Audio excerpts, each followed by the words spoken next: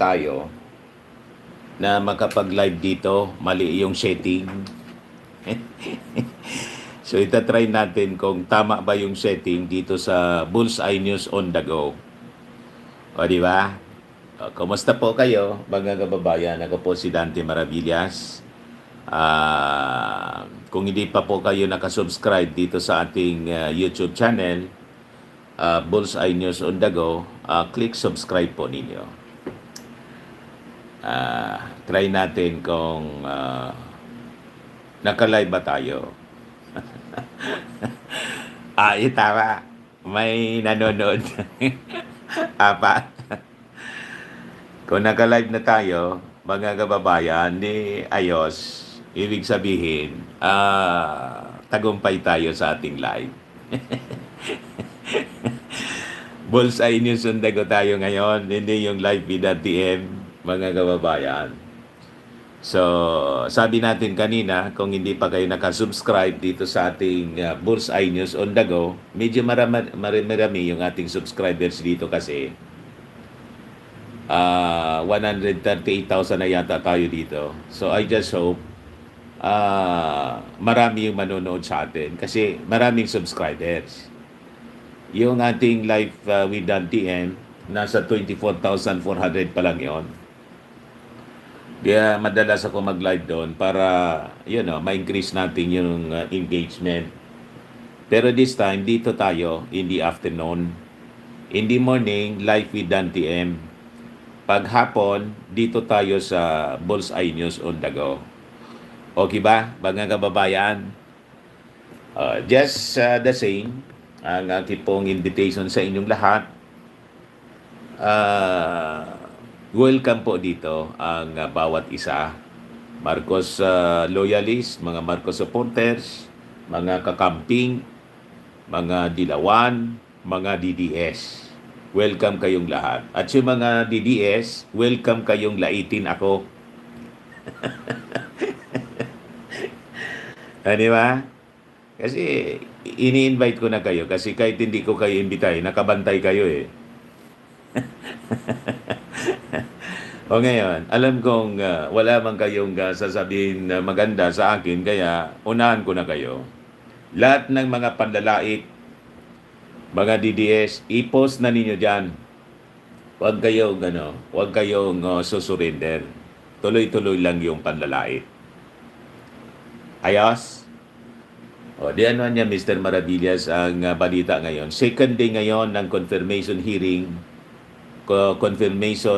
ng mga charges ng crimes against humanity laban kay Digong. Kaya naka-standby na po ako.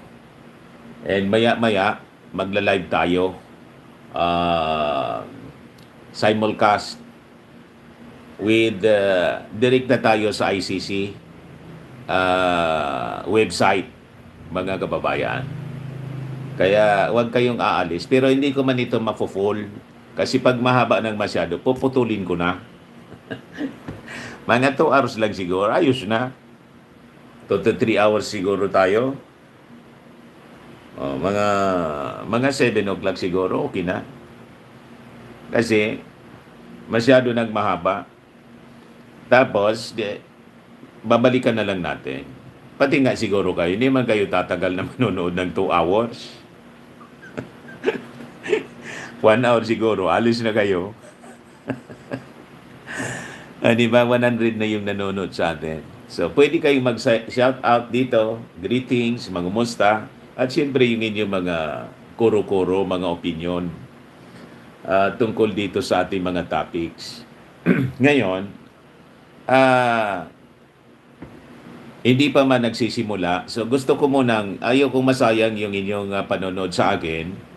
Abang nagpo-post kayo ng inyong mga pangungumusta, mga greetings, mamaya babasahin ko po yan. Ibigay ko muna ito sa inyo mga magagandang kaganapan kanina with our President Bongbong Marcos. Kasi yung ating Pangulo po, hindi man po siya distracted. Hindi man siya nanonood ng confirmation hearing. Alam na niya ang mangyayari dyan. Ano niya, Mr. Maravillas, ang iniisip ng Pangulo? Ano pa? Mati na. Yung mga statement po ni Kaufman, pahiwatig po na surrender na. Hindi niya kayang baliktarin. Yung mga admissions ni Digong mismo, yung presentation, mga kababayan ng prosecution, napakabigat, napakalakas ng mga ebidensya. Ni-replay po yung mga videos po. Sakit ng ulo ito ni Kaufman, mga kababayan. But anyway, is hired to defend the former president. Kaya, siyempre, tuloy-tuloy lang ng kanyang trabaho, mga kababayan, si Kaufman. Ngayon, ano yan, Mr. Maravillas, na mga magagandang kaganapan na ginagawa ng ating Pangulo? Ito po yung Association of Southeast Asian Nations Editors, ano nga to?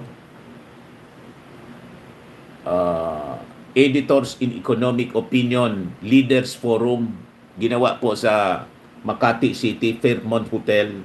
Dito, interview ito sa ating Pangulo with ASEAN editors, yung mga taga-media, na itanong dito, mga kababayan, hosted by si, yung sikat na si Rico Hizon, ABS-CBN News channel, host. Siya yung napili na mag-host nito at naitanong sa ating Pangulo yung magiging yung tawag dito, yung qualifications mo sa magiging successor. Sabi niya, magiging successor niya. Kaya yung mga akusasyon ni Sara Duterte na yung ating Pangulo ayaw nang umalis, at pinag-uusapan na nga kung sino yung pwedeng successor niya, mga kababayan. Ang sabi ng ating Pangulo, dapat niya may pagkaintindi. Marcos says successor must understand economics, not just politics. Alinaw na patama kay Sara.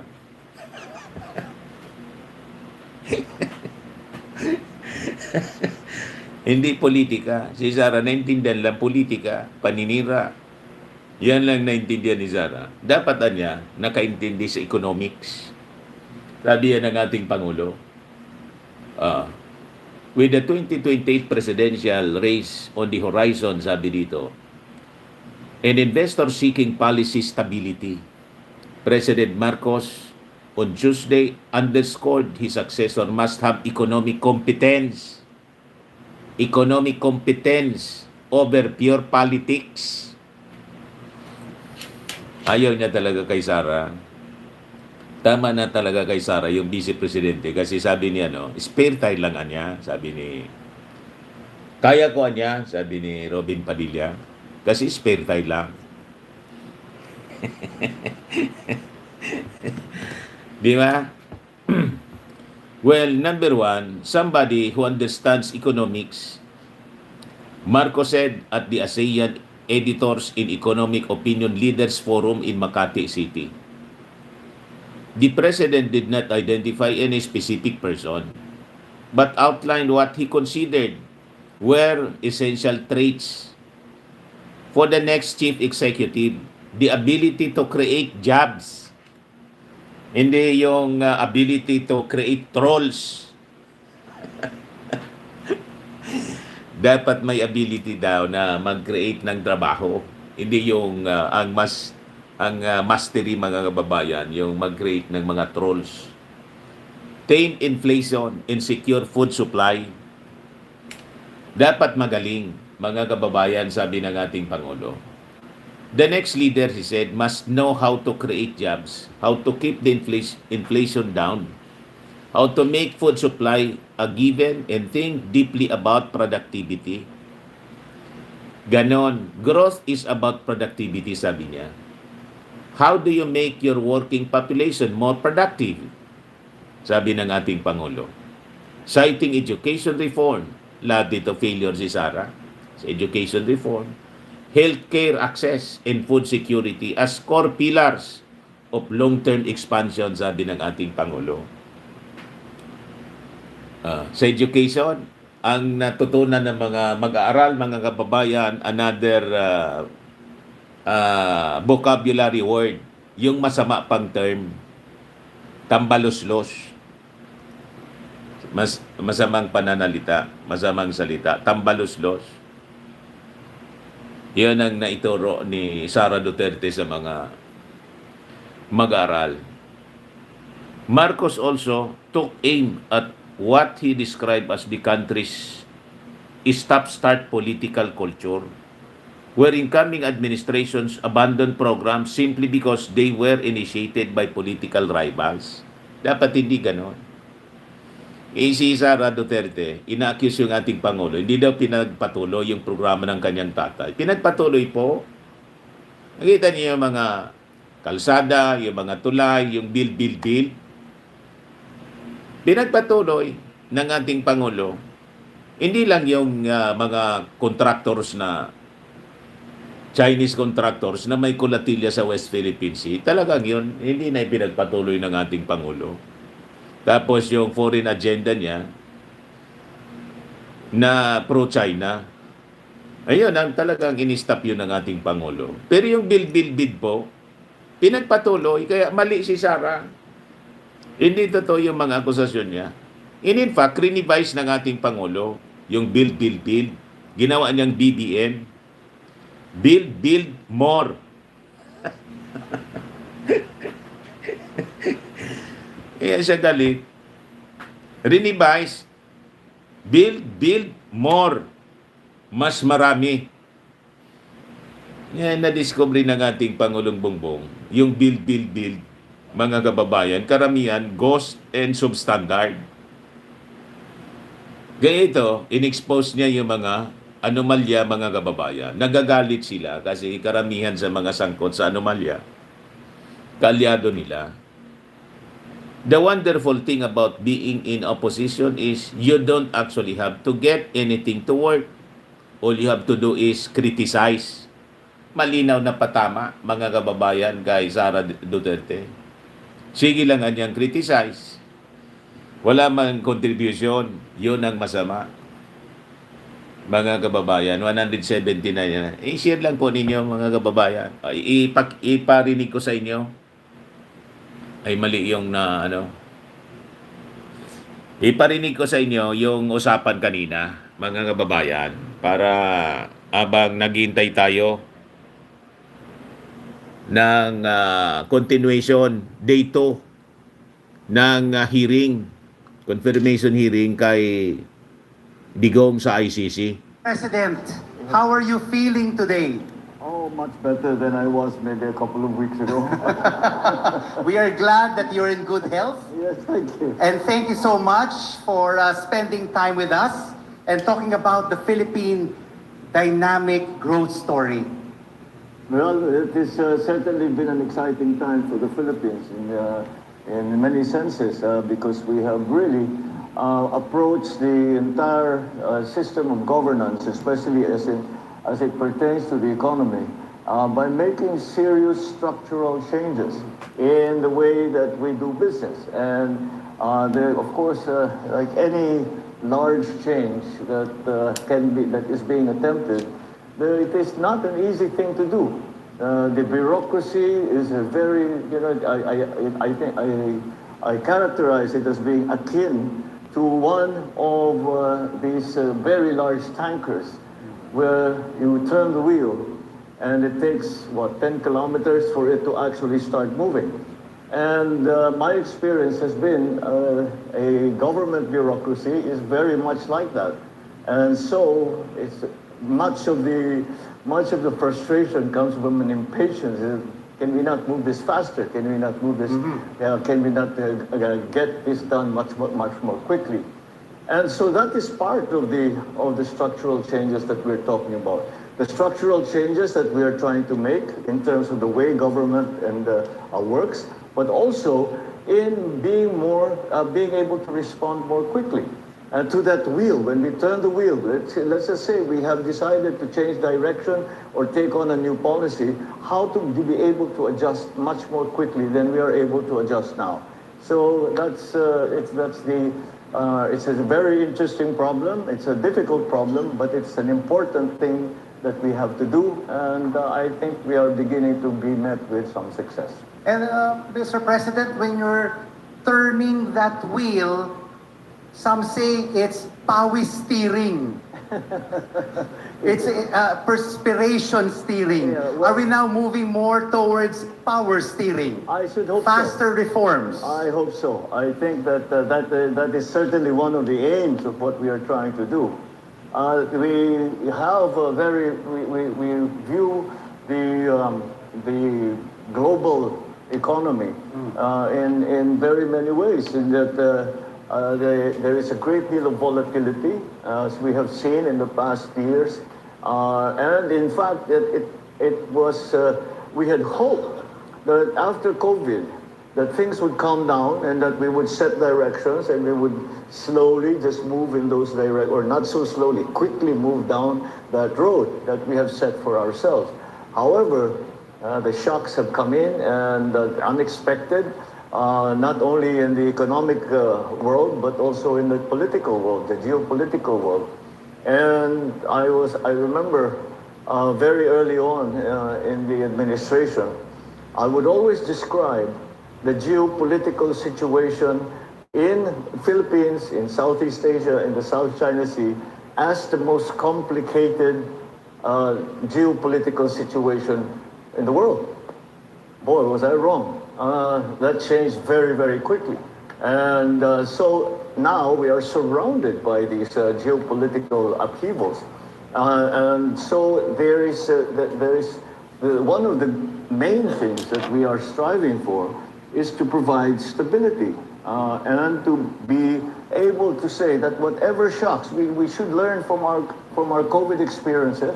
We should also learn from the experiences that we are now presently going through to be able to say that we are more robust, and no matter what happens, that we are able to be resilient and we are able to adjust.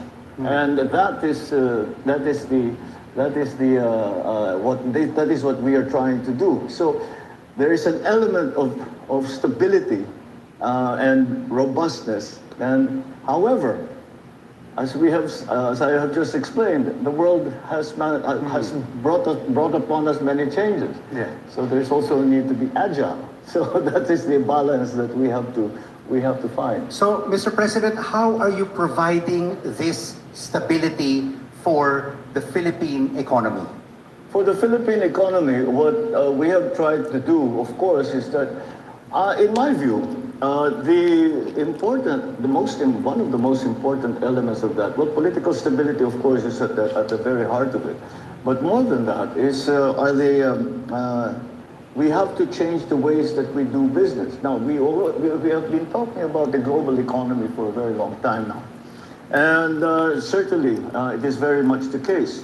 But we in the Philippines have really been dependent on traditional or established markets, investors, and that has had to change. And the change is in that we do is that we then go to, first we do business in a different way in the world today. So must the Philippines, and that's the change. Those are the changes that we are trying to do. Secondly, we need to go out into the world a great deal more. For example, what I describe it as that we have to engage non-traditional suppliers, non-traditional investors to be part of the Philippine economy. And when I say non-traditional, what I mean by non-traditional is non-traditional to the Philippines. The countries that we have not really traded with before, areas, regions that we have not really engaged before. And sometimes the reason that we haven't done that is simply because of physical distance. We are now talking a great deal more to the EU, but as a trading bloc, but also we are doing a lot bilaterally with the different countries that are EU members. Latin America also presents a great opportunity, and we are trying to engage as well, considering that there is such great commonality between the Philippines and the Latin American countries. I often describe the Philippines as the only Latin country in Asia, and I think that is to our benefit, and we should take advantage of that, and we should build on that. So there are Canada is now become one of our strongest partners. France will be one of our strongest partners, I believe. So these are non-traditional for the Philippines in terms of trade, and that we have to engage that. And that it goes over as well into the question of stability. And when we talk about commerce, trade, what the businessmen, what investors are looking for is stability and vision. You need stability so that, and you have to have a vision, you have to have a plan, you have to have a goal, and that can be that is recognizable to prospective businesses. That they see, okay, this is what the Philippines wants to do, and these are these are the things that the Philippines is doing to try to achieve that goal. We should be part of that, and that is the kind of that is the way that we are trying to make the Philippines, that we are making it is succeeding, that we are making the Philippines a more investor-friendly and more investor-attractive country.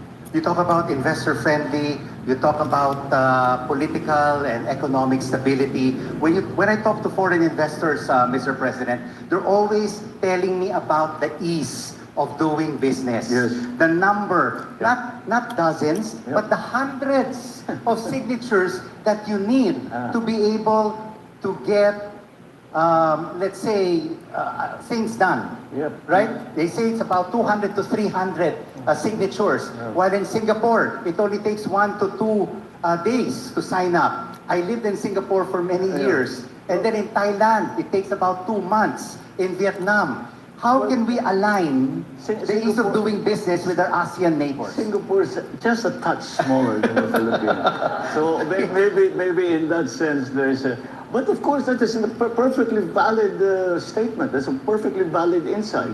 And it really, the bureaucracy, that's why I mentioned the bureaucracy earlier, has been one of the main, shall we say, roadblocks to quicker processing and simple things.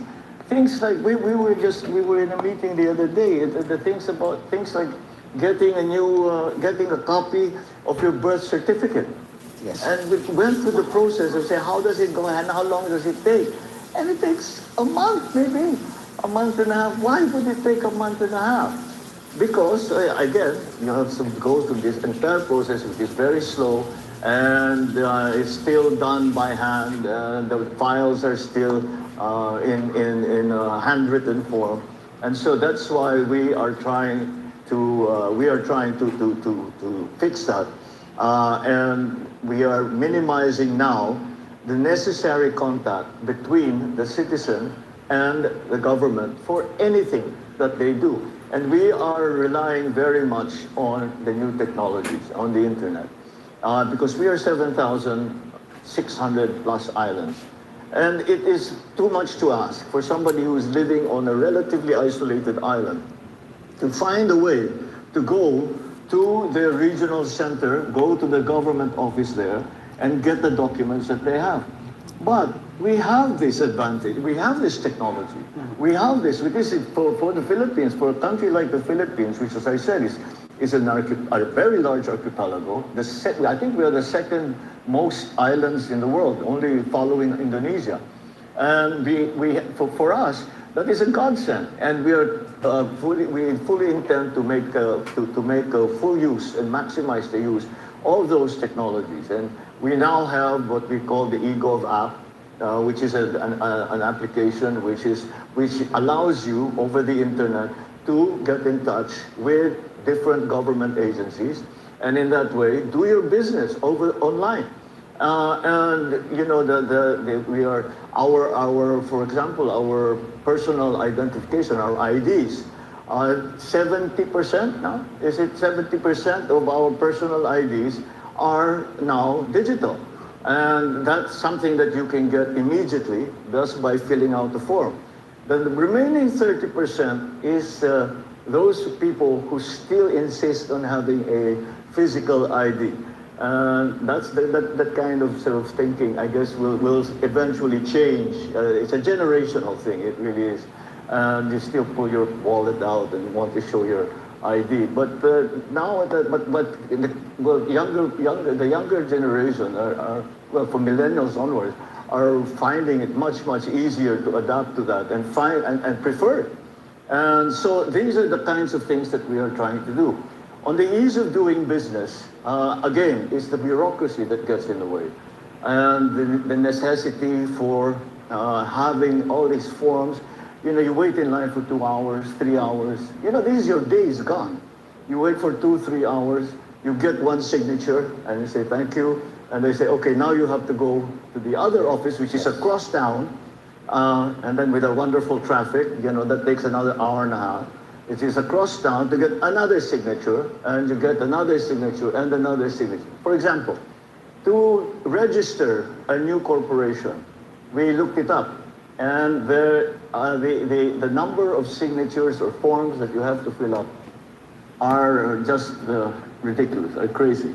Our model is Singapore, because in Singapore, all you have, I think it's 2 or 3 documents that you have to go through, and they're all one office next to the other. And that's society. Vietnam, the same thing. And that's why they've become so successful.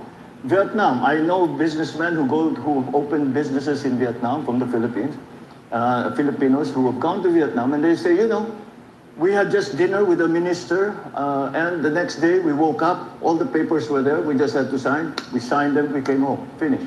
And that's what we are aspiring to do. And that's what, but there is much to unravel, and there is much to undo. Much of the problem comes from, shall we say, a tendency by our legislators to have knee-jerk reactions to things. So when a problem arises, they immediately say, okay, we'll put another level of tests, of checks and balances. And sometimes the checks and balances are lying on top of one another, and they are often, in fact, contradictory. And that is, and now the bureaucrat, the civil servant, is hesitant to actually just go and just do it and get it done, because if you really look hard enough, you will find that they have violated something somewhere, some little rule that nobody really pays any attention to, that has no use whatsoever, that has never been invoked, but they are worried. And so this kind of attitude, this kind of atmosphere needs to change. That the best way is the quickest way and the most efficient way. It is not the way that will avoid any trouble, because we will not, that is not what government is about. We're not here to find fault. If, for example, you make a mistake, I'm not going to file an administrative case against you. I'm going to go there and help you and say, why was this a problem? And what can we do to make it better? And that's what we are trying to do with government.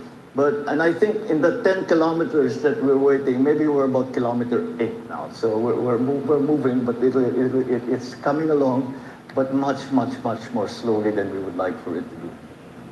Definitely. We would like it much faster to attract new foreign investors into the country.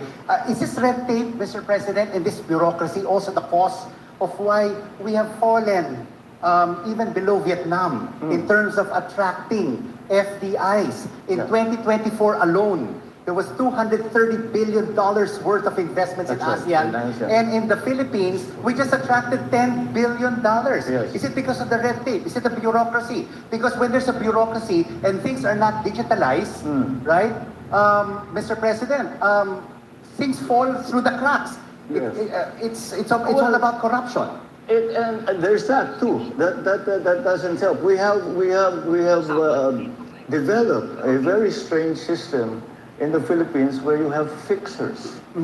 Yes. Where instead of waiting for 2 to 3 hours in line, and going from one office to another and wasting 3 days of your life trying to get this simple permit, to open a business or some such thing. They have somebody who'll sidle up to you and say, you give me X amount and I'll fix it. And they're in cahoots with the bureaucrat, with the civil servant. They say, okay, then they'll go there and they say, come on, you rush this one. They rush it, they pay their money, they split the money between the fixer and the guy at the desk. And that's what we want to completely remove. And again, digitalization is going to be the key for us because we are trying to remove in these processes, we are trying to remove as much discretion on the civil servant as possible. For two reasons. Number one, of course, it will make things quicker. It will make things easier. Number two, it will remove that fear from civil servants that they had made a mistake, an honest mistake. And so they're no longer as hesitant because we didn't say yes or no at any point. We just processed a piece of paper and we did exactly as the rules say, or no physical contact, no person-to-person contact at all. And people will fill out the form or fill out the forms necessary. We'll minimize as well those forms.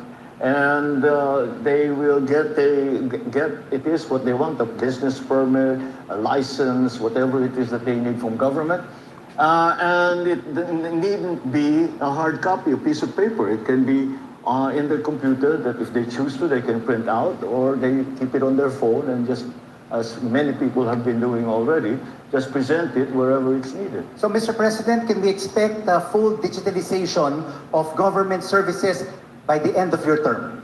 Full digitalization? Yes. Certain agencies, certainly. We have prioritized, especially in the health sector.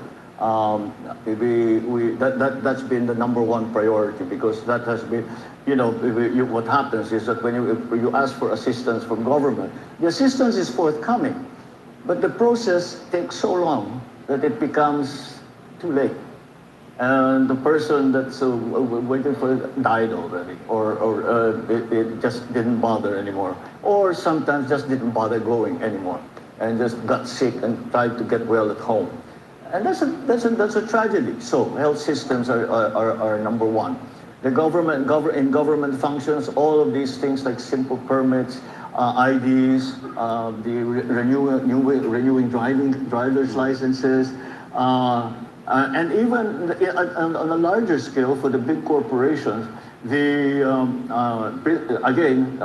forms that are required to put up a corporation, to enter into a contract with the government or with another commercial entity. All of these things, we look to digitalization to help. And that goes right back to the ease of doing business and make it easier for people to come. And should they decide to invest in the Philippines, then make it easy for them.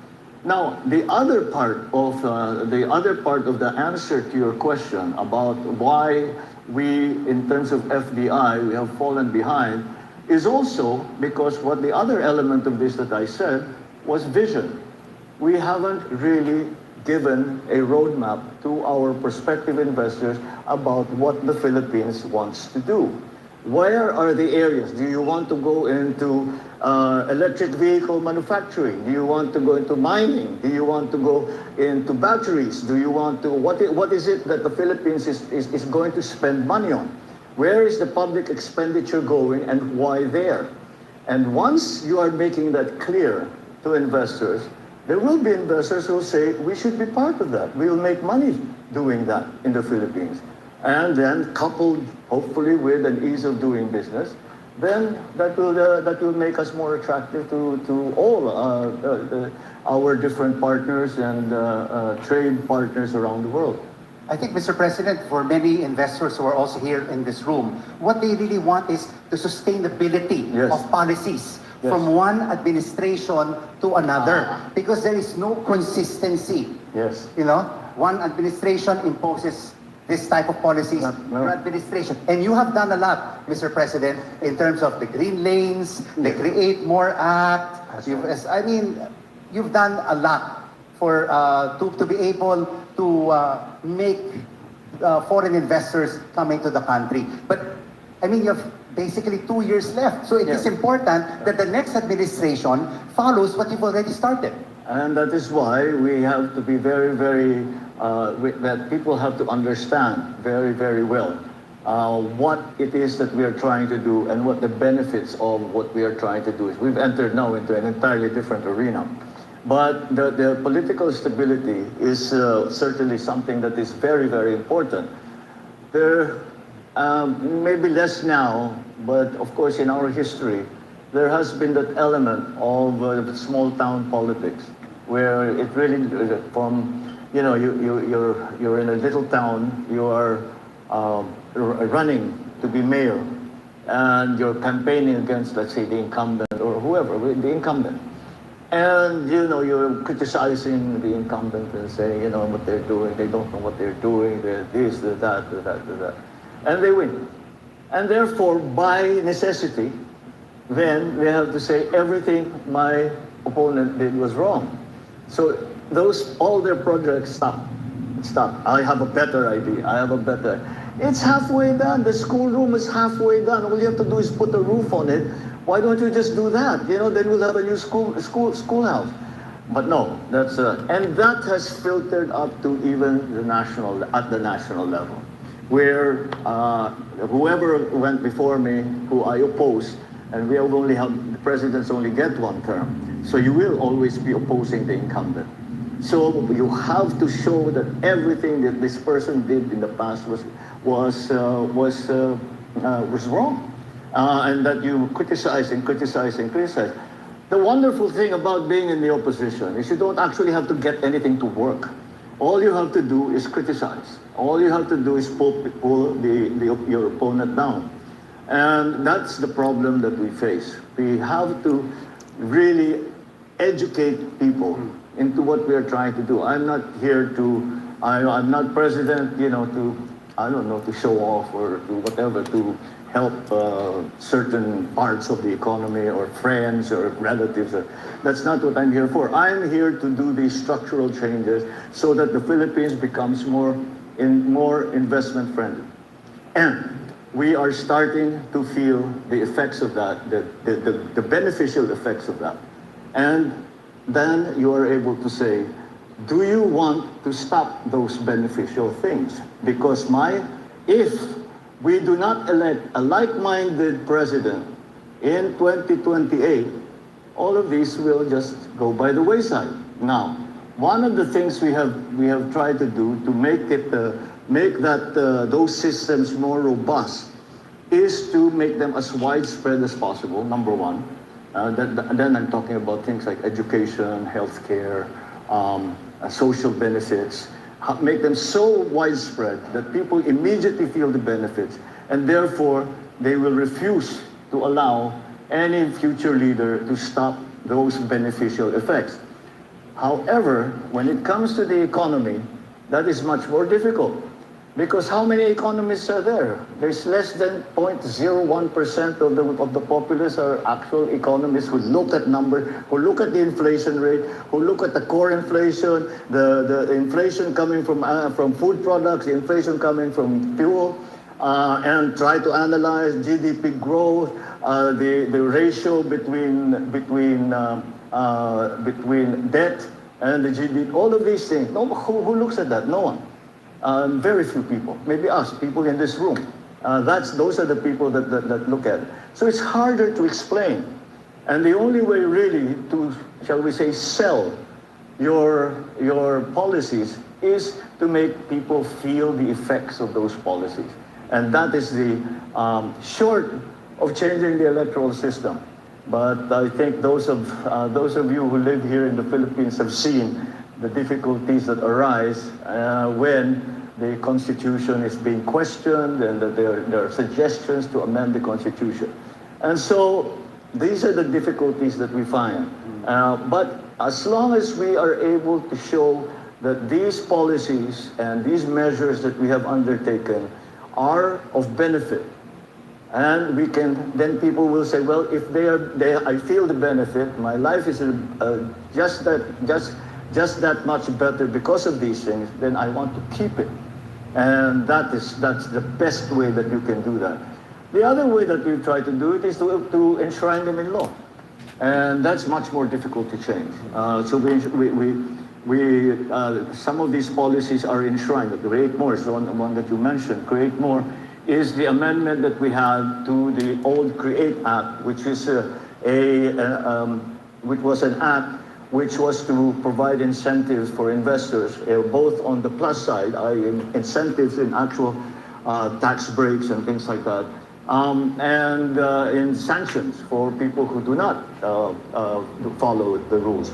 And we enlarged it. That's why it has now come to be called the Create More, because there are now more incentives, because there are industries that didn't exist when that law was written, that now are very, very attractive. And I think everyone understands they mostly belong in the digital world, but then there's also mining, which is a traditional industry in the Philippines, which we have not taken full advantage of.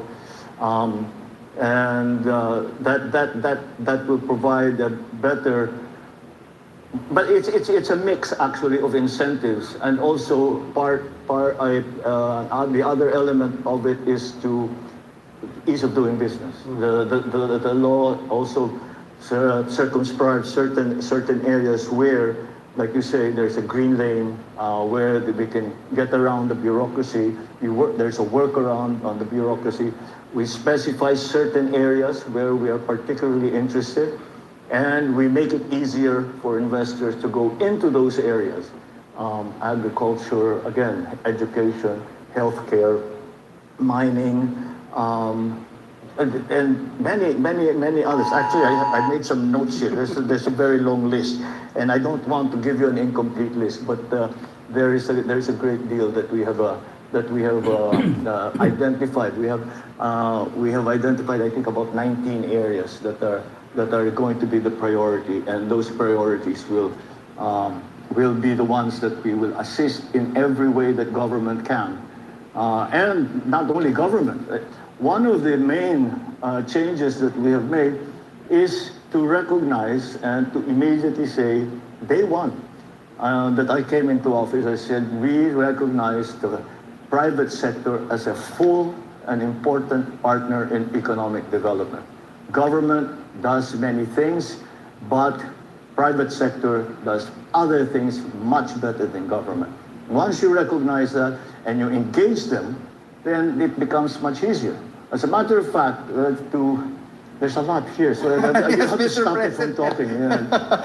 Mr. President, I hope you don't mind if I interject, No, right? please do. You don't Because- get me started. We'll be here all day. Okay, we talk about structural changes. You've made quite a number of them during the past 4 years of your administration, economic and reform policies. So what we need right now is consistency. That the next president, the next leaders of our country continue what you've already started. So what kind of leader, who should we vote for in 2028 who will continue what you've already started? Maybe you can give us a hint, Mr. President. Well, number one, somebody who understands economics. Because Understands economics. that's the Okay. first thing. That's the life of the person who understands how to create jobs, who understands how to keep the inflation rate down, who understands how to make food supply a given, something that you can assume. So, and someone who thinks about productivity, because growth is about productivity. How do you make your working population more productive? How do you support them so they work better? How do you fix the education system so they're better trained? How do you make sure that they're healthier? How do you make sure that they don't worry about food?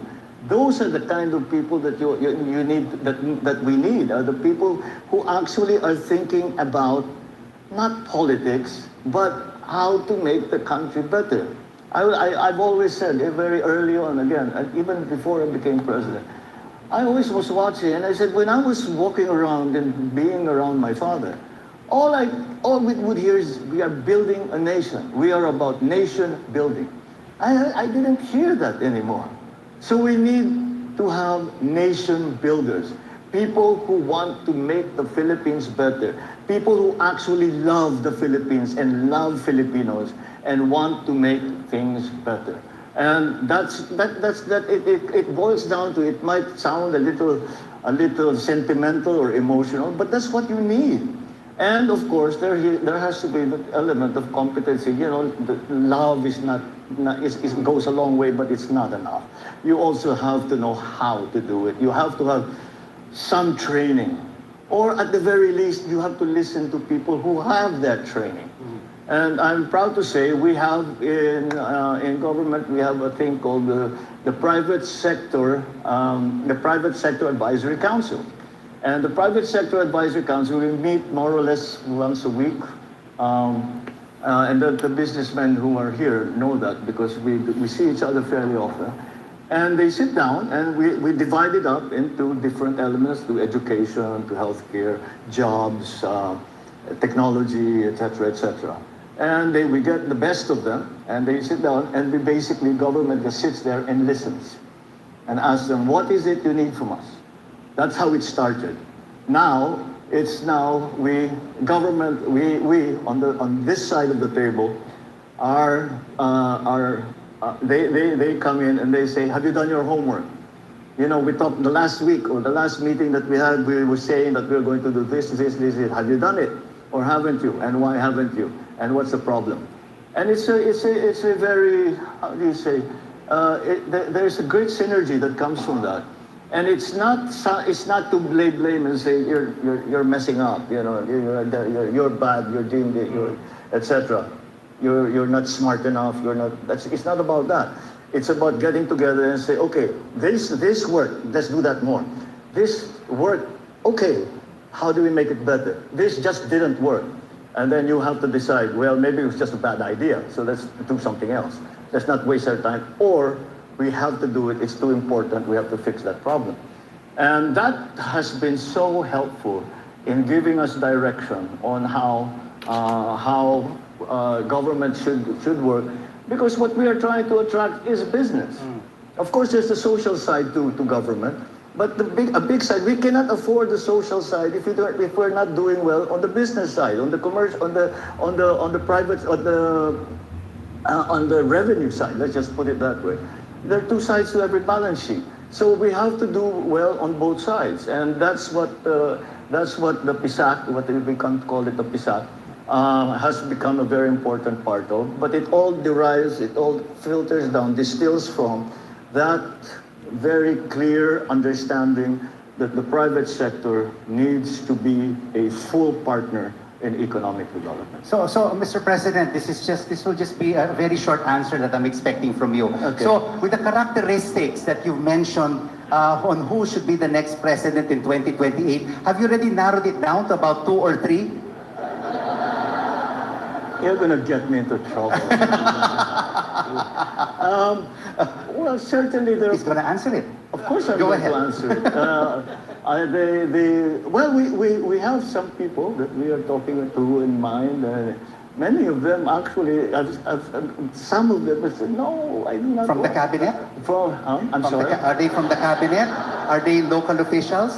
Are they from the Senate or Congress? You're just like a last light. You're not As you can see, you're not Mr. President, I love your socks. Yeah. It's green because we're both from LaSalle. But I'm wearing the flag colors We're today. both schoolmates. But he was much older than I was. He was way ahead.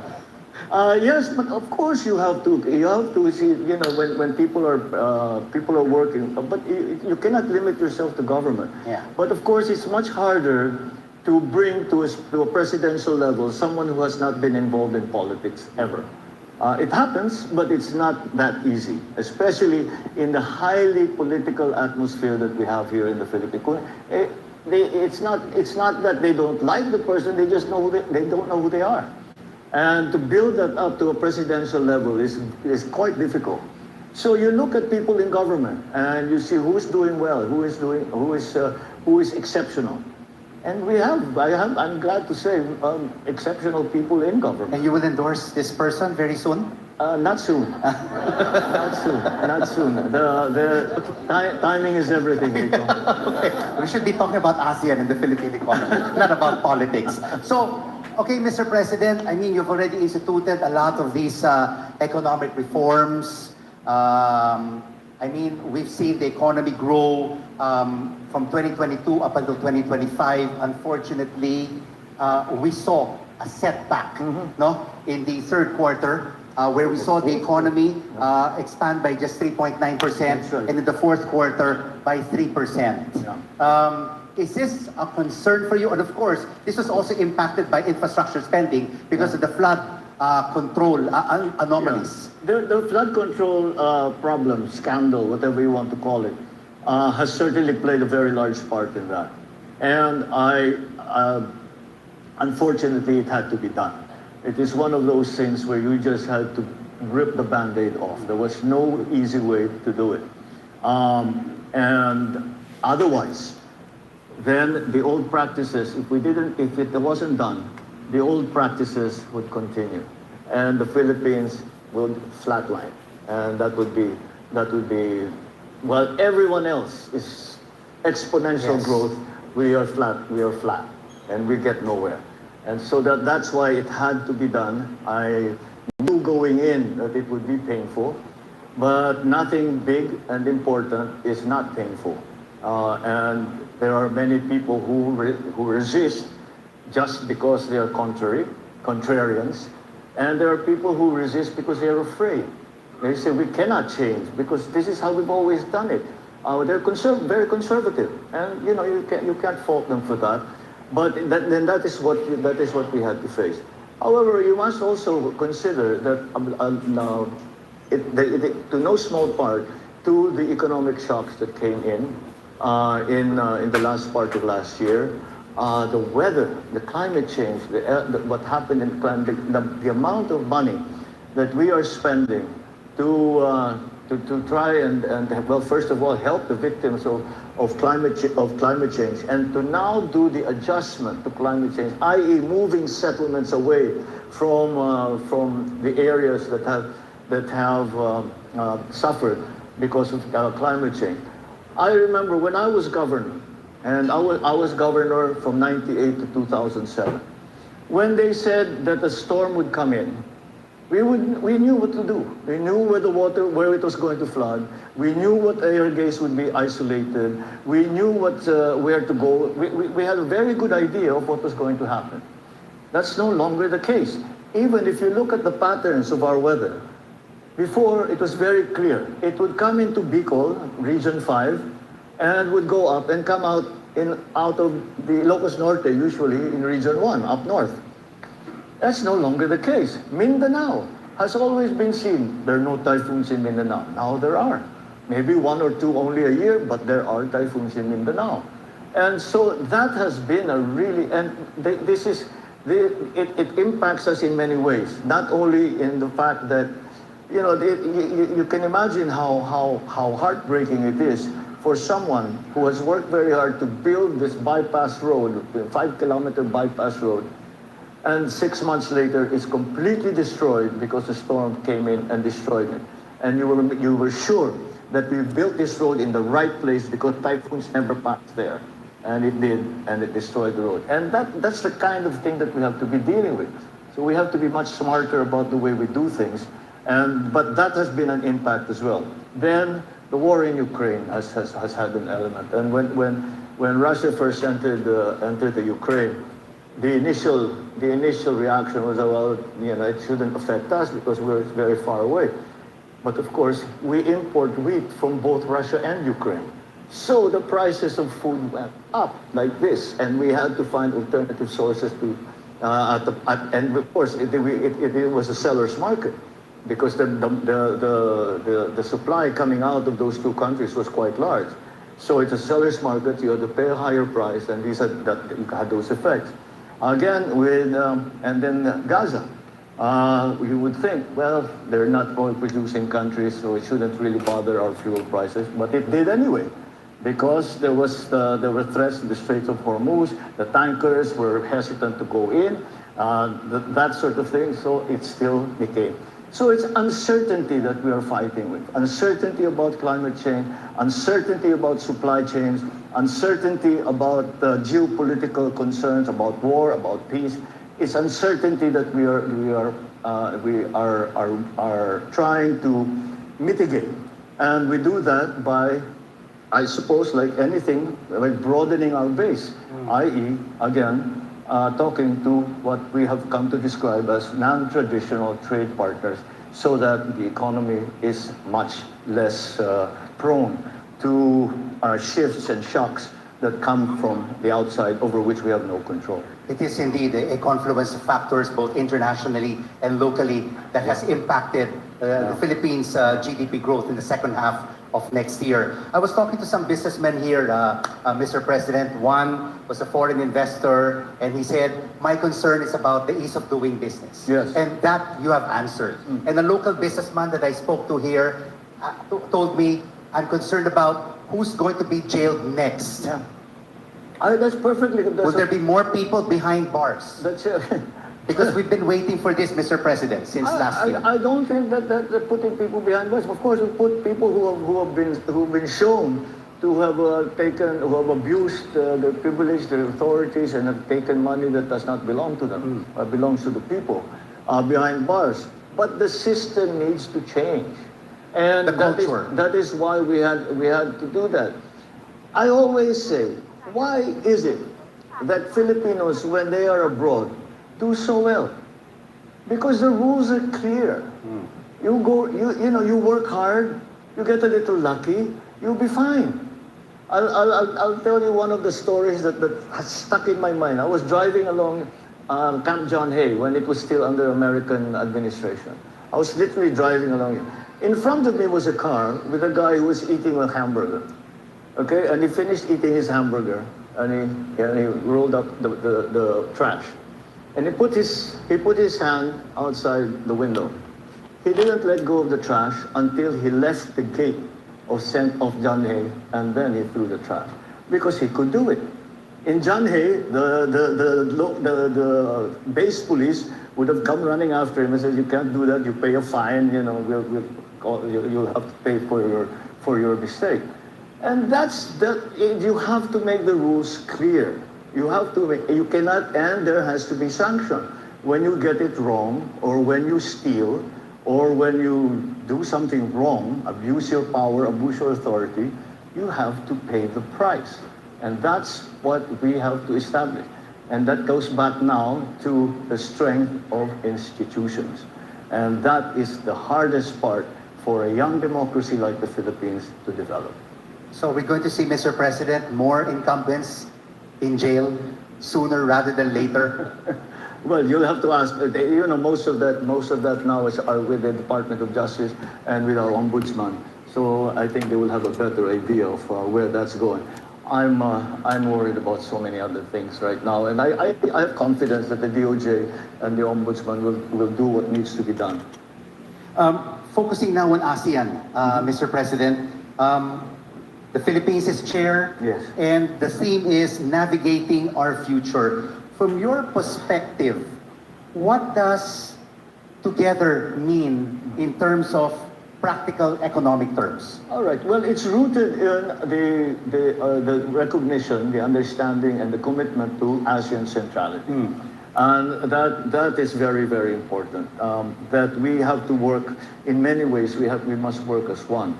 I think we share the aspiration, all member states share the aspiration that ASEAN should return to its old role of being a global economic driver. That happened in 2019, that's where we were, and we need to return to that.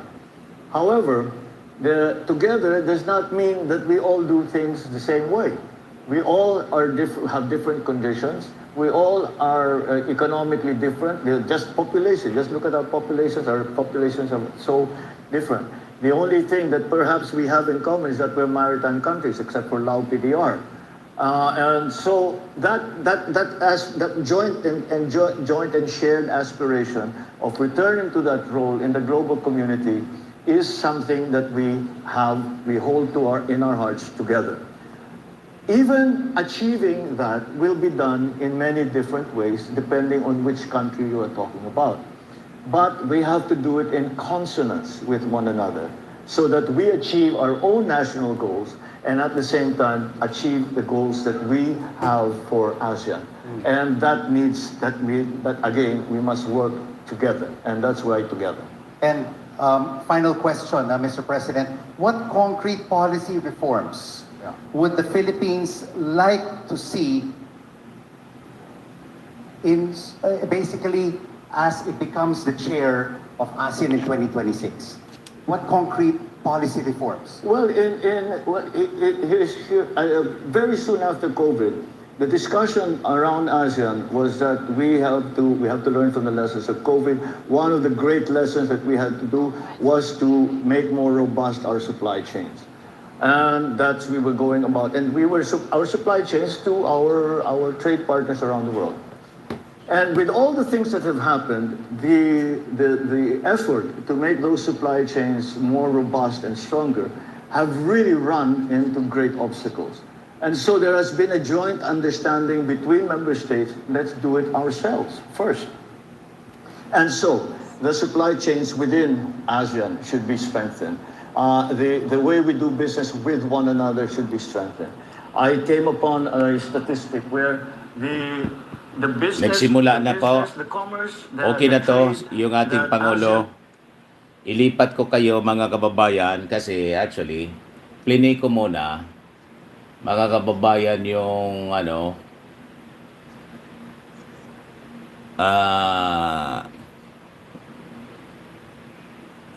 yung press ko ng ating Pangulo while waiting for the ining ICC Day 2 confirmation hearing. There are a few Ito na siya.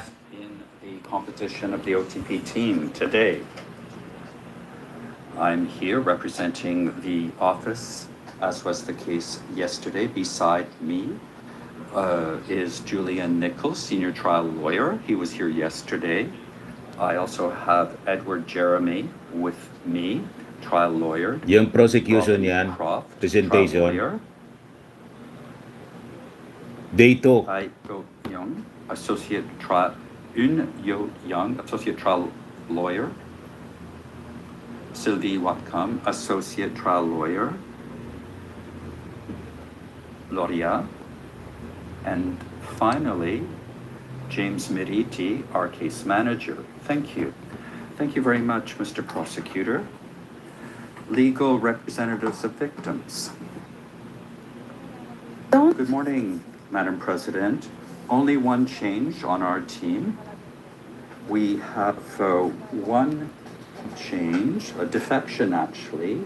One of our team members could not be with us actually. Composition today, and we are once again ably assisted and supported by our Filipino colleagues in the gallery. Gapman. Merci beaucoup. Thank you very much. Now, Mr. Prosecutor, you may now address the court regarding submissions on the merits. It is Mr. Jeremy who will be giving this presentation. Thank you, Madam President.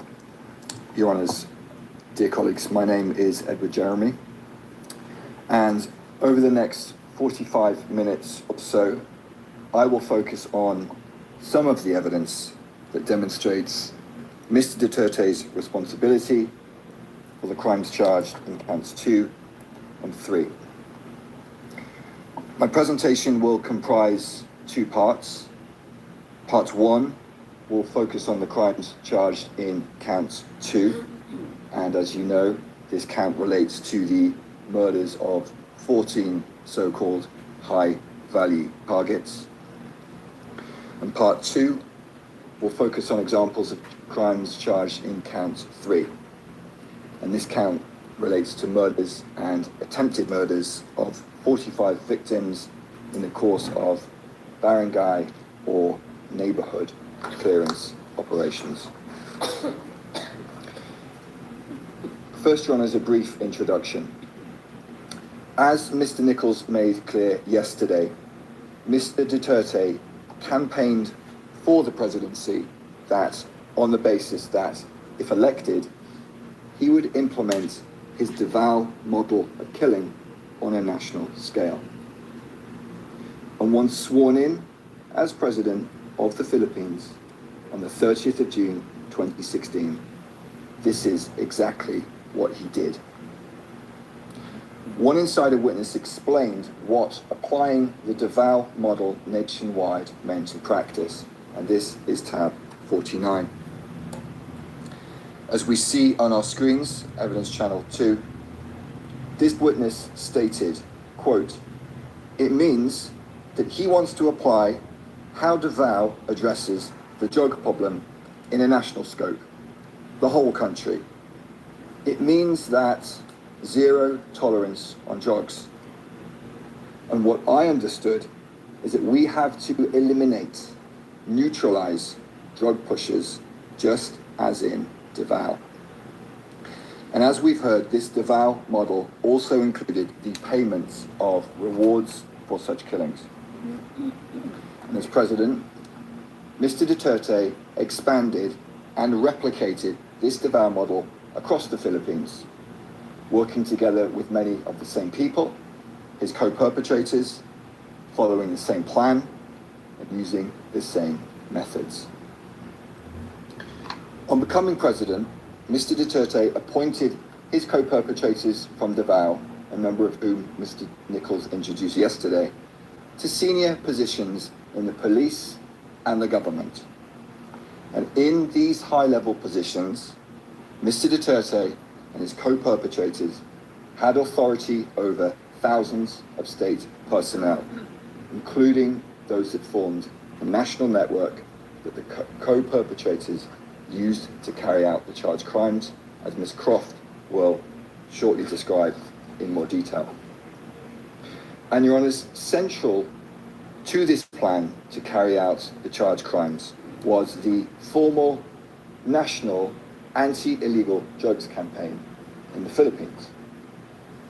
And this campaign was launched through a document titled Command Memorandum Circular number 16, 2016. This was issued by newly appointed PNP Chief Ronald De La Rosa on the 1st of July 2016, the first full day of Mr. Duterte's presidency. On our screens, we see the first and last page of this document, and this is tab 112 of our binder. We see that the subject is, quote, PNP Anti-Illegal Drugs Campaign Plan, Project Double Barrel. And we see it is dated the 1st of July 2016. On the first page, there are a series of supporting references for this memorandum. And the first foundational reference is the quote, pronouncement of President Rodrigo R. Duterte to get rid of illegal drugs during the first 6 months of his term. And yesterday we heard multiple examples of the violent nature of those pronouncements and speeches. If we focus on the last page of this document, page 18, we see that the distribution list comprised the highest levels of law enforcement in the Philippines. And on the right side, we see it signed by Ronald M. De La Rosa, Philippine National Police, the PNP. And Your Honours, we'll look now at some parts of this document which essentially sets out general guidelines for the implementation of this project, Double Barrel. Focusing first on the execution of this project, Double Barrel, we see on page, in paragraph 5, now on our screens, as follows. The PNP intends to equally address illegal drug problems in the barangays and at the same time pursue the neutralization of illegal drug personalities, as well as the backbone of illegal drugs network operating in the country. And Your Honours will note the use of this word neutralization. While on its face, this word may be open to interpretation, insider witnesses provide evidence that within law enforcement within the Netherlands, within the Philippines, forgive me, to neutralize meant to kill. And notably, one insider witness explained the significance of the use of this word neutralize in this command memorandum, and that's tab 54. And the witness stated as follows, quote, "They used the word neutralize to emphasize the kill order of President Duterte, because that is the promise of President Duterte even before the campaign." And Your Honour, the sprinkling of references to human rights in this document should be viewed in this context. Moving on to the concept of operations, this is set out on page 3 of this memorandum as follows, quote, "The PMP anti-illegal drugs campaign plan, Project Double Barrel, will be conducted in a two-pronged approach, namely Project Tokang and Project HVT. The first prong or barrel, Project Tokang, focused on the clearance of the drug-affected barangays.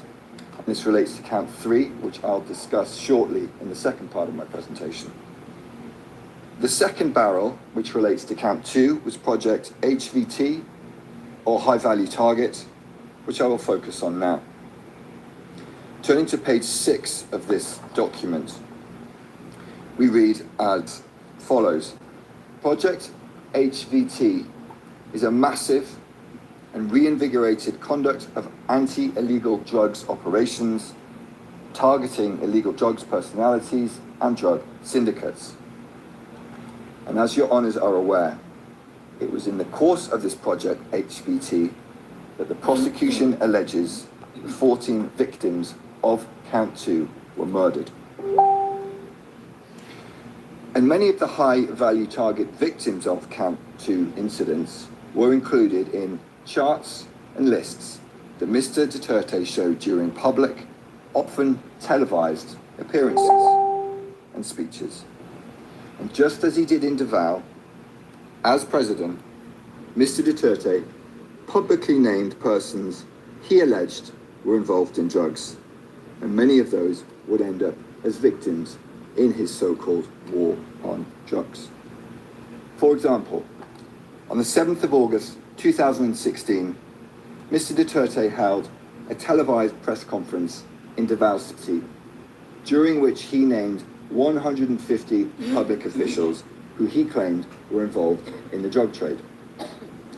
These included Abrera Mayor Rolando Espinosa and Osamis Mayor Reynaldo Parahinog, as well as various members of the Parahinog family. This speech is at tab 31, and we'll play 2 clips of that now.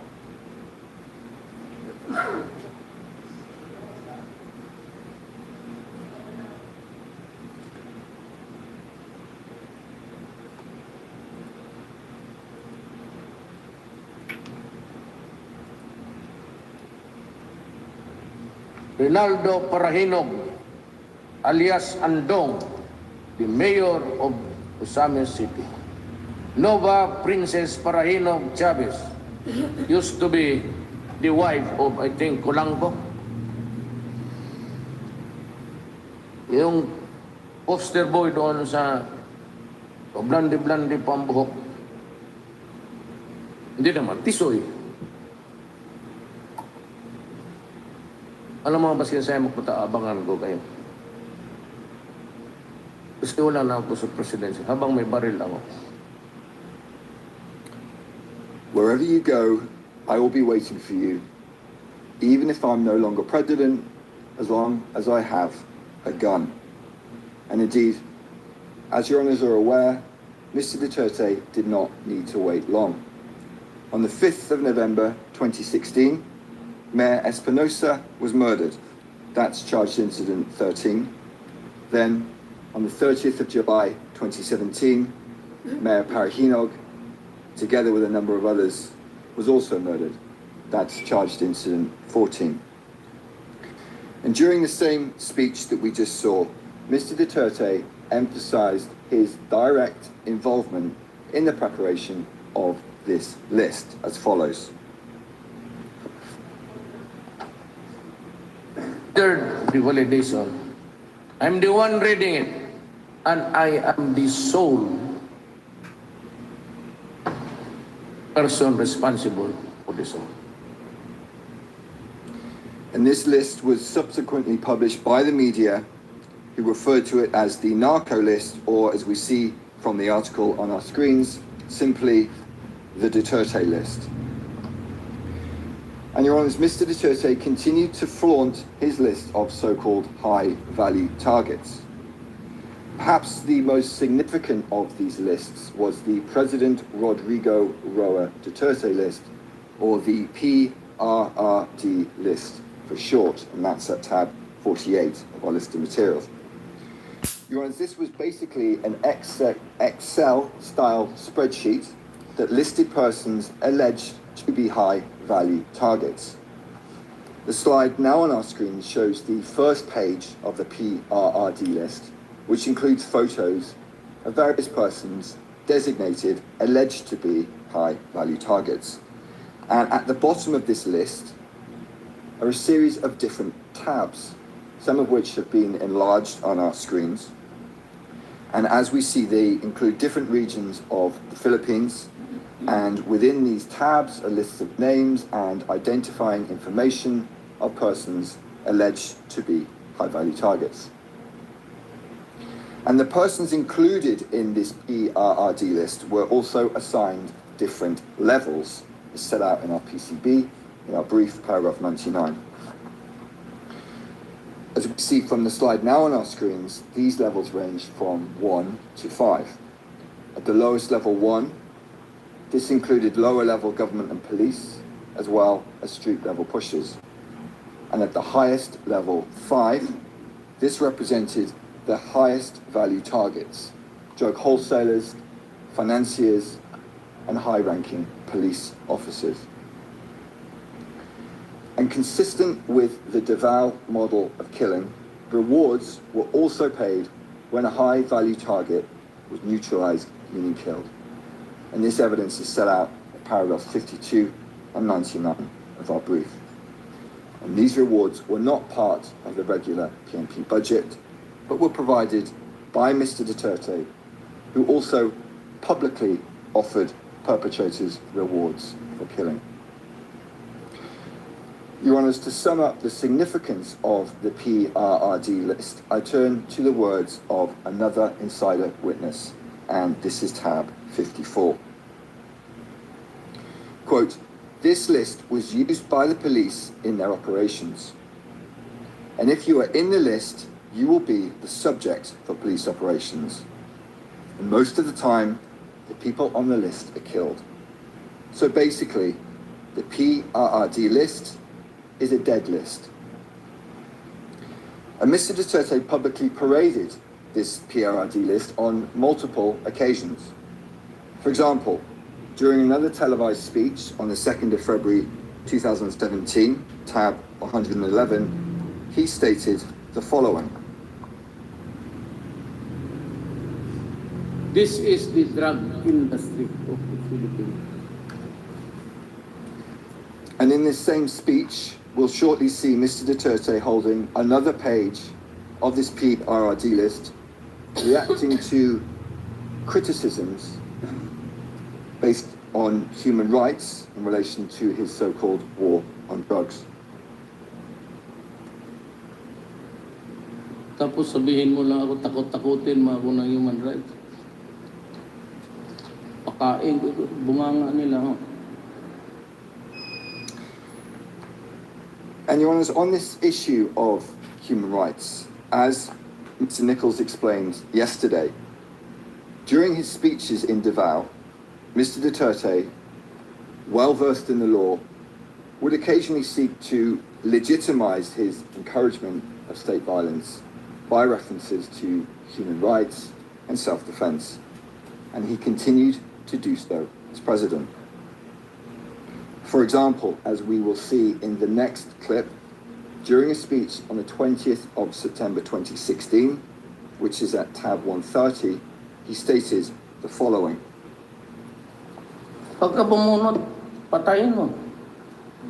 Pag hindi bumunot, patayin mo rin. Oh, tangina. Para matapos na. Eh, kaysa mawala pa, bro. Ako na ang bahala sa inyo.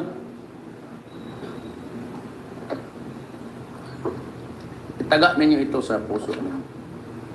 For as long as I am the president, nobody but nobody, no military man or policeman will go to prison because they perform their duties well. Ako ang mapakulong sila. Sabihin mo lang, utos ni Mayor yun. So that was Mr. Duterte's message to the military and to the police. Kill, whether or not your target pulls a gun, and I will protect you. And Your Honours, as we will now hear, during the same speech, in case there was any doubt, Mr. Duterte made it very clear that this promise of protection related not only to lawful killings. For as long as there is that power to pardon sa Constitution, yan ang weapon ko against crime. Magmasakir kayo na 100, di ba? 100 din kayo, hindi pardon lahat eh. Restore to full political and civil rights plus a promotion to both.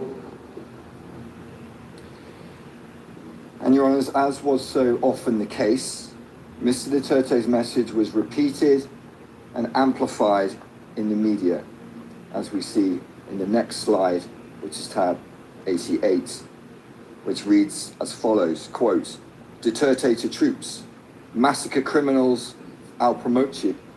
With the byline, in the same speech, Duterte tells soldiers he will never order them to do anything illegal. And this was the pattern, Your Honours. Out of one side of his mouth, quietly, occasionally, he would speak about self-defense. This was Mr. Duterte, the lawyer, keenly aware of his own legal jeopardy, especially once he was no longer president. And out of the other side of his mouth, loudly, frequently, he would say, kill, and I will protect you, I will pardon you, and I will promote you. And this was Mr. Duterte, the strong man president who orders the murders of drug lords and alleged criminals. And as the charged incidents demonstrate, Mr. Duterte's co-perpetrators, as well as the police on the streets, understood his message to kill loud and clear. As an example, Your Honours, I'll focus briefly now on incident number 13. You'll recall that on assuming his presidency, Mr. Duterte publicly expressed his frustration with mayors who he alleged were involved in the drug trade, including Mayor Espinosa. On the 1st of August 2016, he gave Mayor Espinosa, then Mayor of Albuera, 24 hours to surrender to the police. And the following day, Mayor Espinosa did surrender to PMP Chief Ronald Bato de la Rosa. In a public speech on the 5th of August 2016, Mr. Duterte stated the following in reference to Mayor Espinosa's surrender, and this can be found at tab 129. Problema niya, ay yung mayor ng Albuera. Mabuti, nakaabot siya doon kay Bato na pinahanap ko, shot on sight, parang aso. Ay, ang tingin ko talaga sa inyo, yung parang aso. And on around the 5th of November 2016, a few months after Mr. Duterte had him tracked down like a dog, Rolando Espinosa was murdered while in detention in Leyte Provincial Jail, together with another man, Raul Yap. According to the PNP's official narrative of this incident, there was a shootout between Espinosa and Yap and officers who attempted to serve search warrants on them while in prison. By contrast, the evidence demonstrates, as set out in paragraphs 107 to 110 of our brief, that these men were murdered in their prison cells in a coordinated operation involving various state agents. CCTV was disabled, guns were planted in their cells, rewards were paid. And as we see on the slide now on our screens, tab 48 of our list of materials, both Mr. Espinosa and Mr. Yap were included in the PRRD list, amongst other individuals whose names have been blurred by the prosecution. Rolando Espinosa in the upper row is recorded as a mayor and alleged to be a drug lord, indicated as level 4. And Raul Yap in the lower row is also alleged to be a drug lord, listed as level 3. The arrest of both men is noted, and this is shown on the right side. Then separately, it is noted that they were neutralized. And in a further indication that to neutralize meant to kill, as we see here, it is only on the date of their death, the 5th of November 2016, that they were noted as neutralized. Additionally, in the tab of the PRRD spreadsheet labeled high value targets, now visible on our screens, there is a photo of Mayor Espinosa. He's the person in the yellow t-shirt in the second row on the far right side. As you can see from the enlarged photo, he's been crossed out in red, which, as a witness confirmed, indicates that he had been killed. And if your honours look closely at this list, you'll see it appears to be the same list that Mr. Duterte held during a speech on the 2nd of February 2017. And for reference, these are tabs 48 and 111. And your honours, following these murders, Mr. Duterte continued his public threats. For example, on the 9th of February 2017, he stated publicly that mayors involved in illegal drugs should resign or face death. We'll play an extract of this speech, which is at tab 132 now. Tatawagin ko yung mga mayors, ilak ko, no, kami-kami lang. Sabihin ko talaga sa kanila. Ayun, ganun kakapal yung pinakita ko sa inyo. Hanapin mo yung pangalan mo dyan, mayor. Tangina, pag nandyan yung pangalan mo, may problema. Talagang papatayin kita. Mr. Duterte's message to the mayors could not be clearer. If your name is in my list, then I'll kill you. And in case anyone watching this speech has any doubt about his intentions, Mr. Duterte goes on to comment on extrajudicial killings. And as he does so, your honours will note the nonchalant, casual manner in which he draws his finger across his throat. Let's play the video. Wala akong ano, ako talaga ang magbulang akong ipagyabang. Kaya dinadaan ko na lang sa extrajudicial killing. And in this opulent, gilded presentation room, the officials laugh along with their president while he boasts about his skills in extrajudicial killing. And outside, on the streets of the Philippines, the bodies pile up. The evidence from one data set shows that as at the date of this speech, 9th of January 2017, almost 1,500 people had been killed in Mr. Duterte's so-called war on drugs. And that's paragraph 73 of our brief.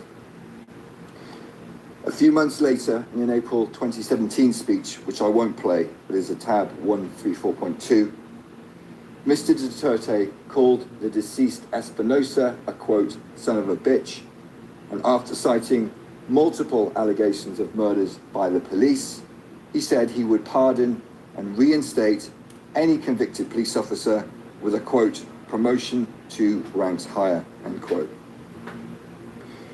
Your Honours, I move now to the second part of my presentation, the murders and attempted murders committed during the barangay clearance operations.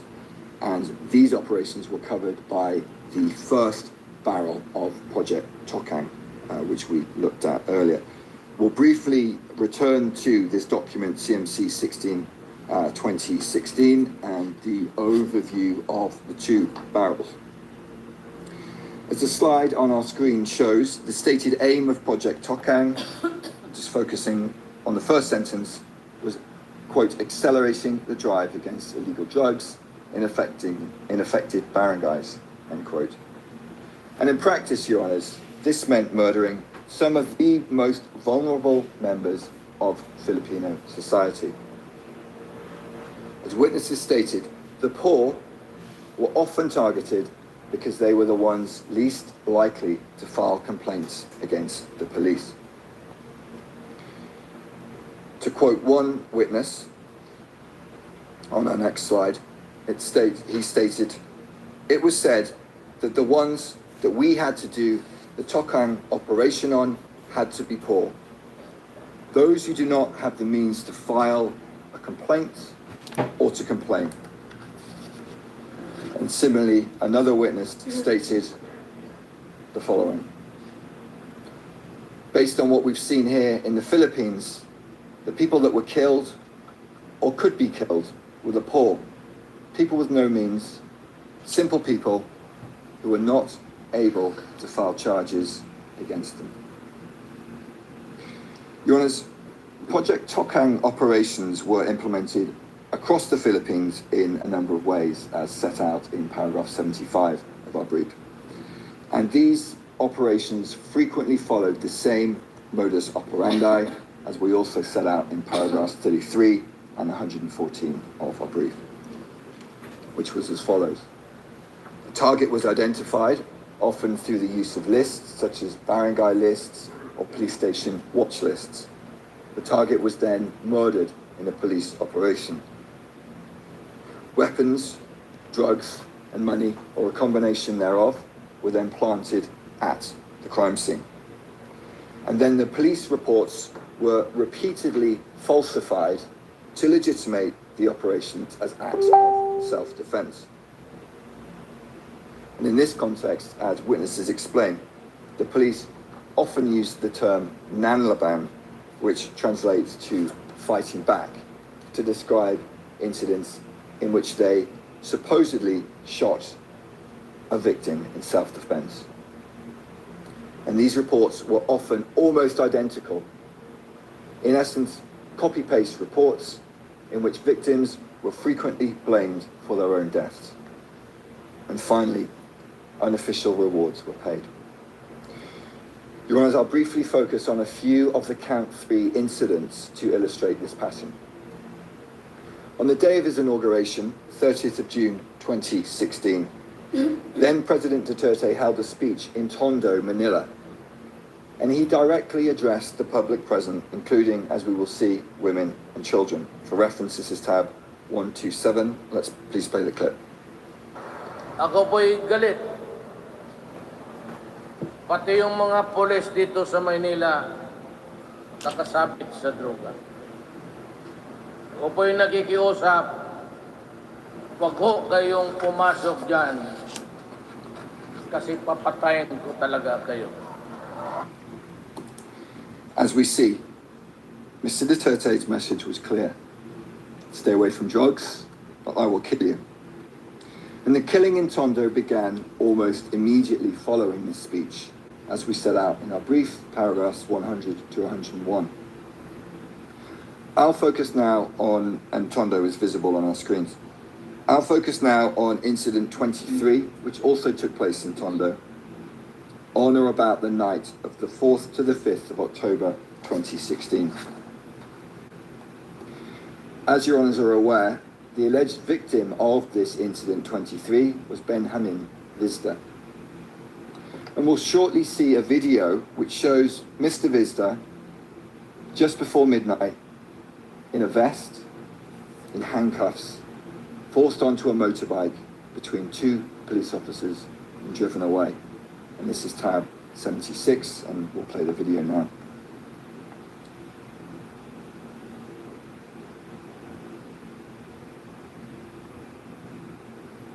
And we see now Mr. Visder being forced onto the motorbike between the two police officers.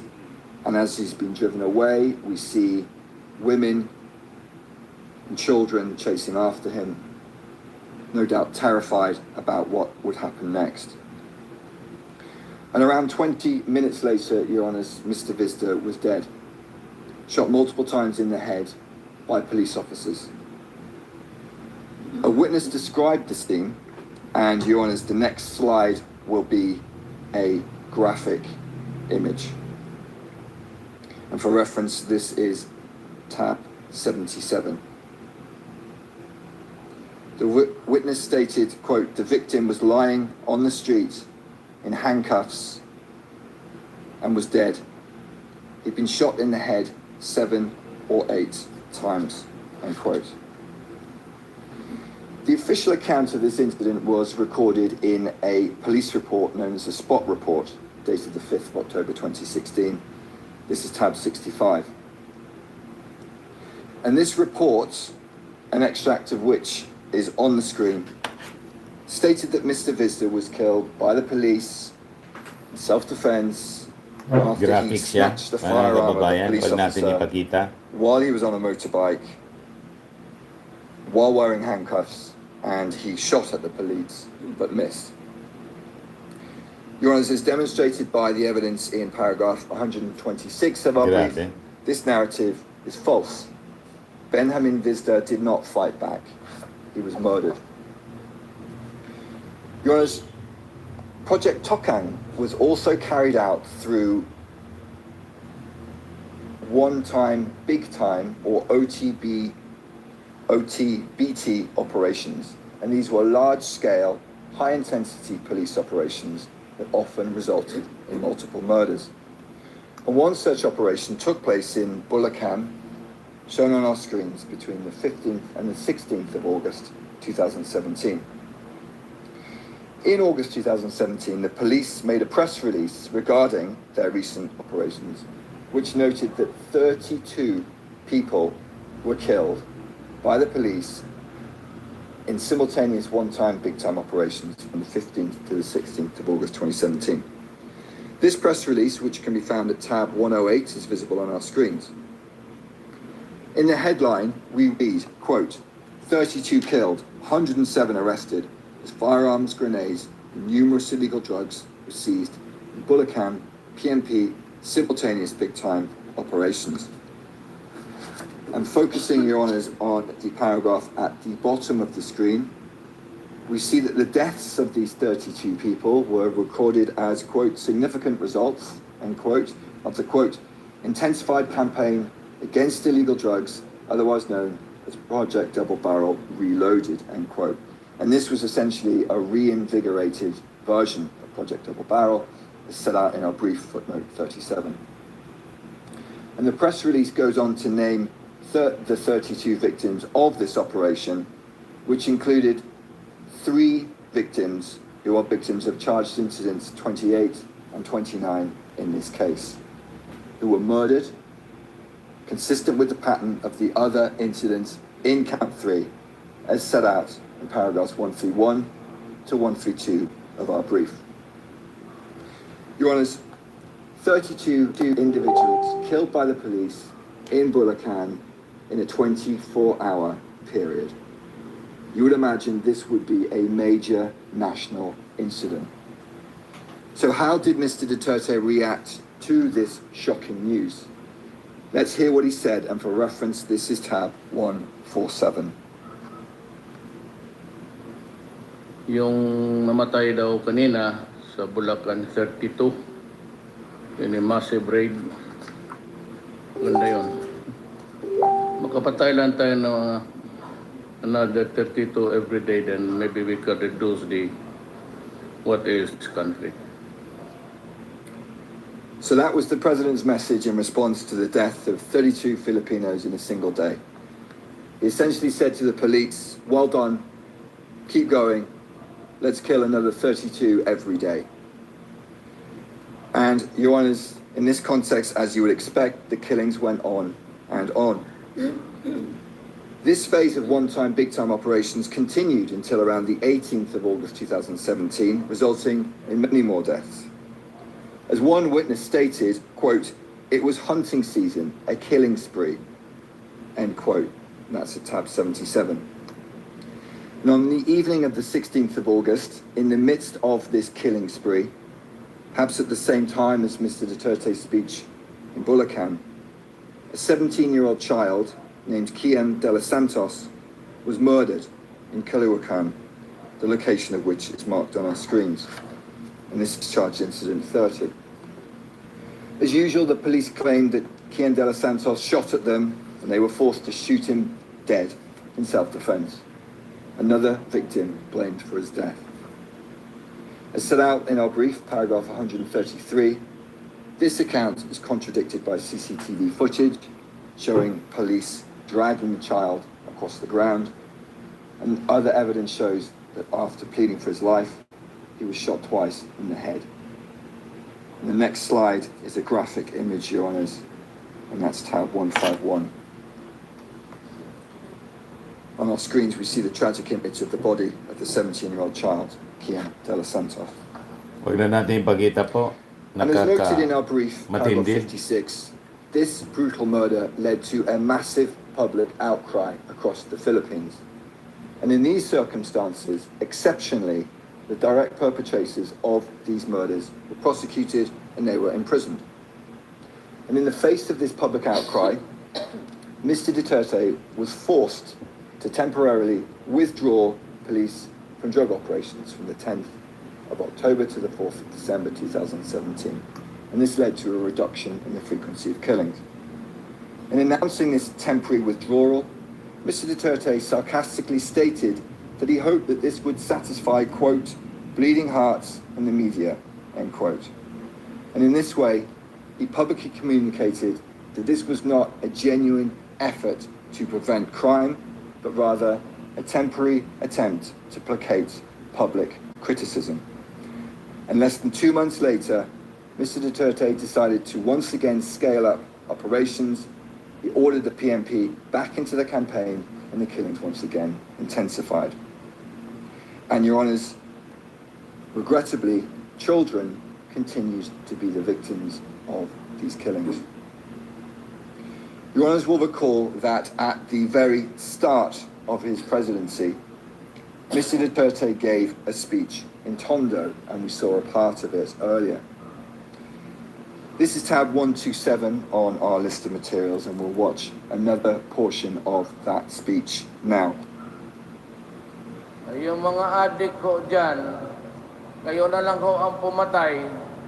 Kung anak niya, ikaw ang pumatay. Kung anak niyang adik, kayo ang pumatay para hindi masyado masakit.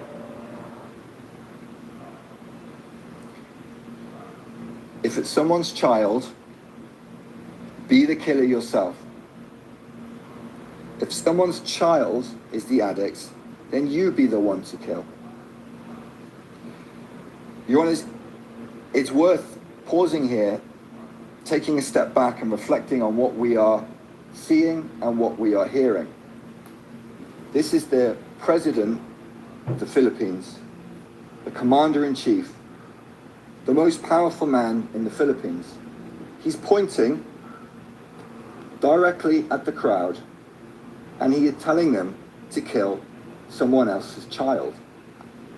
Kill them, not because they are an alleged drug lord, not even an alleged criminal, but simply because they may have an addiction to drugs. And this is an example, perhaps, of what the defense described yesterday as Mr. Duterte speaking, quote, openly from the heart, sincerely and truthfully, end quote. And that's transcript 4, page 37, lines 15 to 16. And during an earlier part of the same speech, Mr. Duterte also boasted that during his presidency, funeral homes would make a lot of money. Let's play that clip. Sabihin ko sa inyo, itong mga panahon itong mga araw na dadating, kung may punerarya ho kayo, kikita kayo ng gusto.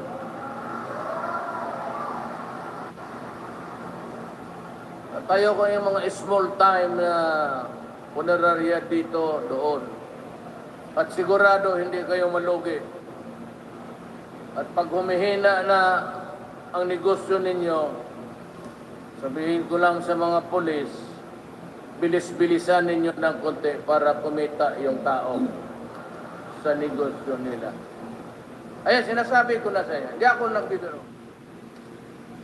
So again, here's the president assuring funeral homes that if their business declines, he will, quote, tell the police, hurry up a little so people can make money from their business, end quote. And he stressed very clearly he was, quote, not joking. And as my friend said yesterday, transcript 4, page 30, lines 18 to 19, quote, for President Roddy, his word was his word, and the people knew it, end quote. In this context, to conclude, I'll focus briefly on incidents 38 and 45. As your honours know, in the course of these incidents, which occurred during 2018, on 2 separate occasions, the police detained a child aged around 14 or 15 years old. On each occasion, the police wrapped the child's head in packing tape so no one could hear them scream, and then strangled the child to death with wire. It's difficult to imagine a more terrifying end to 2 lives that had barely even begun. And these murdered children were then sold to funeral homes who profited from their bodies, as explained in paragraphs 142 and 150 of our brief. Your Honours, dead children, police ensuring that funeral homes made money. Mr. Duterte, indeed, was not joking. Thank you, Your Honours. This concludes my presentation. I now hand over to Ms. Croft. Natindi. Merci beaucoup, Monsieur. Judge Motors, thank you very much, Mr. Prosecutor, for your presentation. I think we are going to observe a break of 14 minutes up to 11:30 a.m. Thank you very much. So break muna, mga kababayan. Medyo matagal-tagal. 30 minutes yata yung break. So, kumusta ang pakiramdam ninyo, mga kababayan? Yung graphic picture, tinanggal ko na. Hindi ko na pinakita po sa inyo kasi baka, di ba? Anyway.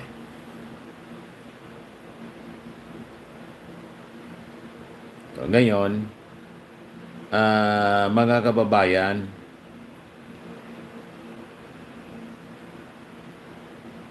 anong pakiramdam ninyo? Makakatakas pa si Digong? Ma-quit ba? Parang hindi. Ano po?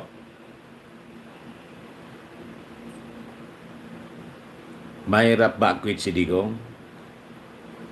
Yung ebidensya, mga kababayan, napakalakas at ang confirmation ng mga ebidensya, mga kababayan, mula mismo sa kanyang bibig. Di ba? Galing mismo sa kanyang bibig. Sabi ni Mel Mendoza, that's going to give Kaufman a headache. Ewan ko kung paano yon, babalik ta rin ni Kaufman. Kaya ang ginagawa ni Kaufman ngayon, namuliti ka na lang.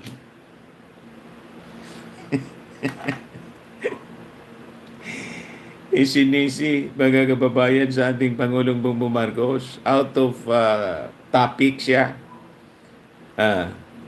Ang dinidiscuss mga kababayan ni Kaufman, yung kidnapping daw kay Digong. Hindi yun issue. Ang issue yung crimes against humanity. Inako sa mga kababayan yung mismong ICC ng kidnapping at nakipagsabwatan daw yung ating Pangulong Bongbong. Malabo po. Sabi ni Judith Himbing, how can he get away with that? All the evidence is out. Nothing can be distinguished. Correct.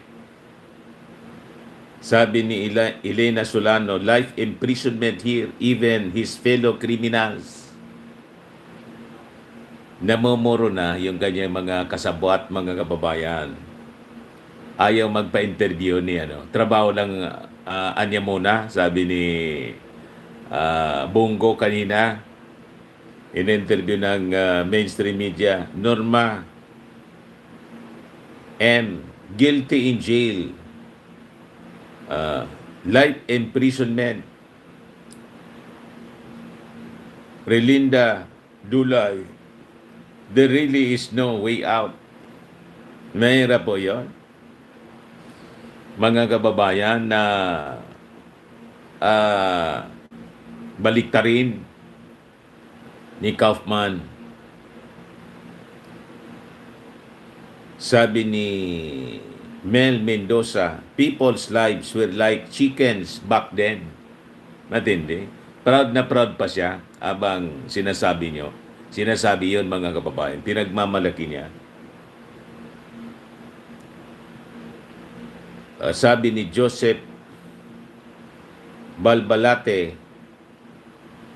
Joseph Albalate pala, it's an attack, you can see it's right there in the mouth.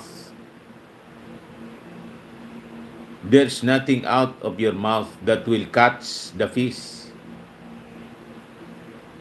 Sabi ni Mel Mendoza, DDS watch it. Nangawala yung mga DDS. Tinitingnan ko yung live mga kababayan ng ng ICC, yung live feed niya. Ang daming angry face. Tinauna po umatake sa page mga kababayan ng ICC yung mga DDS. Maganda yan. Rebecca Mendoza, Pbbm is really smarter than you guys who saw him yung kanina. Mamamaalam muna tayo po mga kababayan kasi may gagawin pa rin ako.